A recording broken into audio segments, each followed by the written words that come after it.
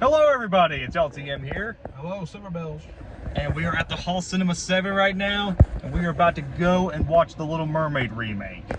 I grew up watching Little Mermaid as a kid. I remember the Saturday morning cartoon, and I remember seeing a play that my dad's friend used to, or my dad's friend or daughters that used to be in a play. And of course, Matt Silver is a Disney fan, so he loves Little Mermaid. It's just going to be two grown adults going to this thing, which is freaking weird, but we don't care. We're adults. Hey, I see other people do it, so I mean, yeah. I don't mind going in there with little kids. Yeah, yeah. But I'm going to leave you guys here, and of course, Matt Silver will give you his review later. Stay tuned. This is LTM, and I'll be right back for the review. Under the sea, everybody. Under the sea. Hey guys, this is LTM here. So yesterday I did go watch The Little Mermaid, and of course I did not have time to go and do the vlog after the movie because I was tired. There's been the past week it's been kind of crazy for me. There's been a lot of personal stuff going on. But here I am now. I'm going to give you all my quick thoughts on The Little Mermaid remake.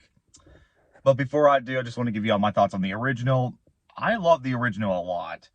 It's not my favorite Disney film, but I enjoy it a lot. I do have a nostalgic connection with The Little Mermaid. So I will admit, I was kind of skeptical when I heard they were going to remake this movie. Remake The Little Mermaid. And to be honest, I didn't have high expectations going into this, because I know usually with these Disney live action remakes, they don't have the best reputation, and not everybody likes them. So, when going into this movie, I had low expectations, and surprisingly, I really enjoyed the film. Now, let me remind you, I still prefer the animated film. The animated film is hands down much better.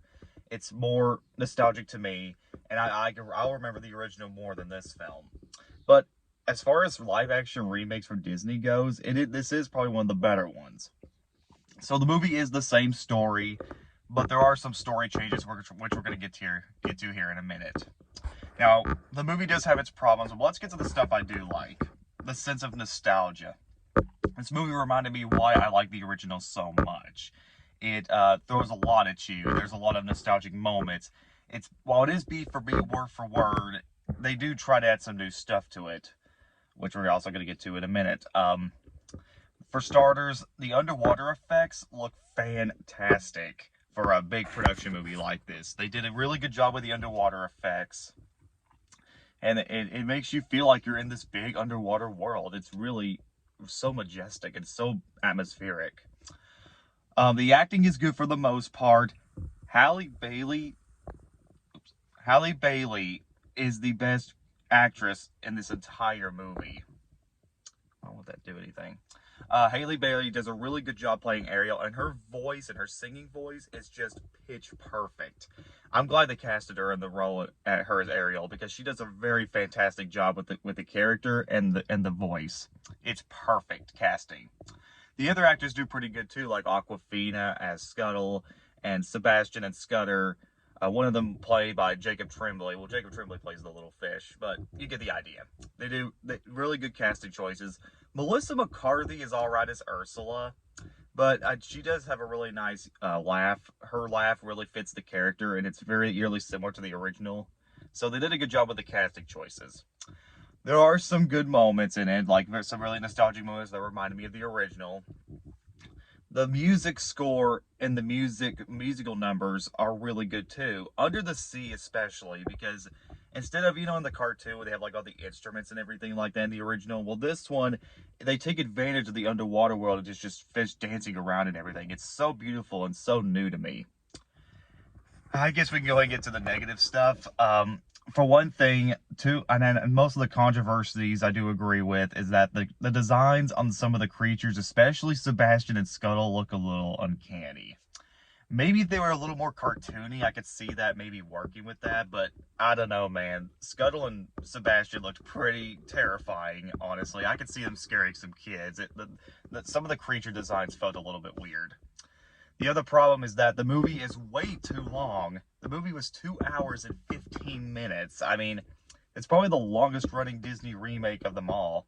I don't know how a movie like this could end up being over 2 hours, but I don't know. That's just weird and baffling to me. The movie could have been a little bit more shorter. At least less than an hour, maybe.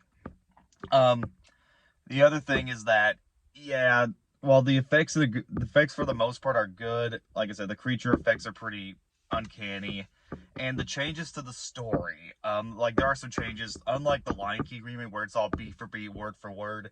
There is some changes to the story, like for example, like Ursula's, the eels in the original, they don't talk in this movie, and the chef from the original is missing, and the cast, of course, the cast has changed. So there are a few changes to the story. Some of it doesn't work, honestly, because you're kind of missing the point of what made the original so good.